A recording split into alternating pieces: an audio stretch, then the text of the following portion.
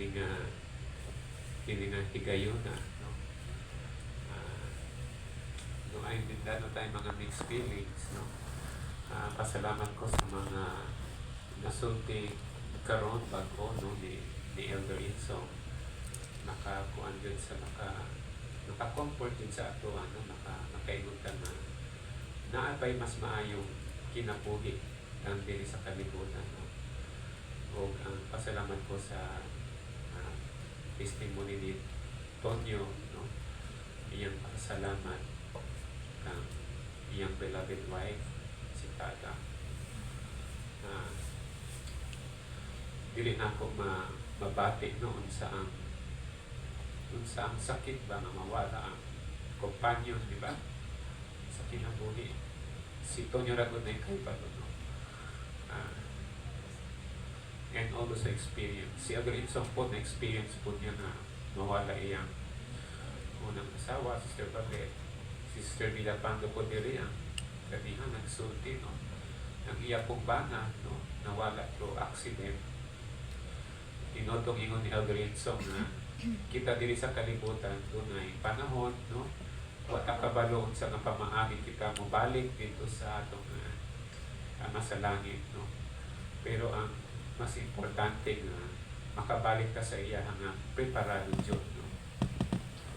Muna nga ako po nagpamatuhod nga kanang mga gisulti karon, no, tinuod magikan sa Ginoo. Nakita diri sa kalibutan nga mga journey, mga kuha na kita maglalakbay, no, maglalakbay. Murag katong sa wala pa ta diri sa kalibutan, murag happy man ta dito sa earth, gigingon ta nga premortal life, katong kinabuhi nga kita tanan mga espirituhanong mga anak natong Heavenly Father. Nakita nagmalipay, giingon dito sa banal na scriptures nga pag-announce ni Heavenly Father nato anong lakit nung ama nga maghimo siya kalibutan para kita bilang espiritu maka-experience taon sa lawas. Tanan kita, no, we shouted for joy, no, malipay ta tanan nga doon natin experience nga diri matawag ka sa kalibutan in order to have physical body, pero wala ta kabalo unsa ang meaning sa pain, no, kasi wala man tay body, unsa ang meaning sa to have children, family, and then nya diri sa kalibutan mo na experience nato what it really means, no, unsa din to have children of our own, to have families, and sometimes separation which is painful, no. Last year na si mama na separated from us sa kinabuhi diri, no, which pasalamat pud ko sa inyong tanan nga niadto nag-comfort sa among family nga at least na feel pud na amo sa among family nga because of you we feel nga we are all mga children sa atong Heavenly Father, no, nga walay nag-inusara nga tanan-tanan. We all have kanang common atong Heavenly Father nga langit ng amahan, no. It was really a maayong feeling nga na-feel na mo ang love ninyong tanan, no. Mga karon nga we love Tata very much, you know. We love Tata. I tried to recall ba, hinugdaman itong mga times nga we met with Tata, no? Katupang gamay pa sa una, mga high school pa mi, no? And sa Baliwasan, kapag siya ni dito, no? Sinunghanin po ito dito, no? We grew up together, no? Hanggang na doon kanya-kanyang family. It was indeed, no? Siguro ang masabi na ako nga, si Tata has lived a good life, no? Si Tata has lived a good life. Iyang nanikamot ko siya na magmaayong asawa o inahan, no? And I think the Lord has blessed ang iyang family because of him. Siya po isa maayo po siyang igsuon, no? He learns kabalo po siya makuan. Kabalo siya mag-show love, no? Kabalo po siya mag-show compassion, no? Indeed, ang iyang life has been a life of service, no? And then, naapuntay although nagpasalamat ta sa atong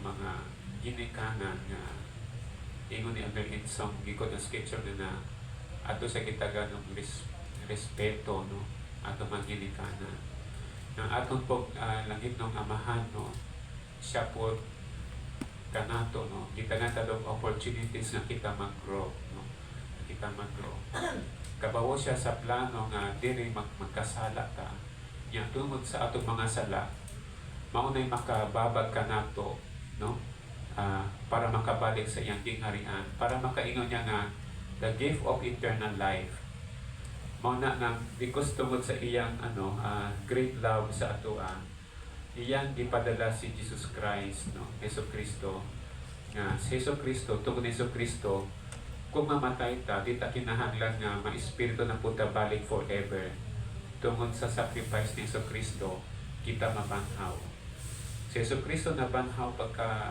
pagkalipas ng 3 ka adlaw doon mga saksi sa iyang pagkabanhaw si Mary may mga apostles unya si Thomas po nga nasa 12 apostles no gaduda paghihapon nga ikaw ba na tinod ba na imong giingon nga mabanhaw ka gaduda paghihapon no of course si Jesus Cristo gingon niya kay Thomas nga blessed dato mga kanang naniwala na wala makakita no sa ato pa mas blessed kita nga dituog ta kang Jesus Christ nga siya nabanhaw nakita po tungod sa iya mabanhaw po ta nga doon natay lawas nga dili ta maka-experience of death o mga sakit o pain no it will be life it will be a glorious life a glorious body pero napay usa nga kaligtasan giingon ni Heavenly Father sa ato kini is eternal life no kinabuhing dayon buti pasabot na siya dili lang katong immortal na ka kung dili it's a kind of life na ang atong Heavenly Father naa siya karon no sa ato pa kanang in the next life it will be a more glorious life with Him kasi gay man si Jesus Christ di ba in a little while wala na ko sa inyo but I go yung siya nga in my Father's house there are many mansions no daghang kaay mansions sa iyang balay and mag-prepare kong mansions para sa inyo no of course pinaagi ang reward ato is depende sa reward sa atong binuhatan kung kita na ni kamot jud nga maka-obey sa iyang magisuguan sa ato pa ang material gibuild na to sa atong personal nga balay mga first class jud no dili second class kadtong example kaniha dito pud atong mansion di ba so sama sa atong mga binuhatan diri sa kalibutan nga kana pud ang mga rewards nga Heavenly Father would give pero our Heavenly Father gusto niya the best mansion the best reward nga pwede niyang ihatag sa ato mao na nga kabalo siya nga kung kita magsala we are cut off di ba and ang going back sa iyang presence maybe dili posible kung dili mawala atong sala so mao na nga si Jesus Christ iyang gisagot ang death kamatayan nga tanang kita mabanhaw ug ang eternal life kana mawala ka sa presence sa atong Heavenly Father na dita kabalik nga tungod kay Jesus Christ mahimo ta nga maghinulsol kung kita nagkasala, nagkamali, na ay panghinulsol, the gift of repentance nga libre sa atong tanan. No? Sa paghinulsol, kita mapasaylo sa atong mga sala. No? Kita mapasaylo tungod sa sakripisyo ni Jesus Christ. Kung kita mapasaylo sa ato pa, forgiven na ta, then we can come to the presence of God na doon ay mga maayong kinabuhi. No? Ingon sa scripture nga no unclean thing can enter into the kingdom of God no walay hugaw nga butang nga makasun sa iyang gingharian and then so encourage nga if we have faith kanang natay pagtukan Jesus Christ and we repent ang atong mga sala is mahimo siya ma-wash away no mawalan mo sala ma-forgiven our Heavenly Father has great love no na even Jesus Christ iyang anak He is willing to give. Sakit kaayo mo tanaw for ating Heavenly Father nga Gitanaw niya iyang anak, namatay si Jesus Christ sa cross para sa ato nga wala may sala, no? Wala may sala si Jesus Christ, and yet sa iyang pamaagi, because of His love for us, sa iyang full love para sa ato, nga dili nato ma-realize how great that love is, no? Namatay siya, unyang ibanaw siya usab, no?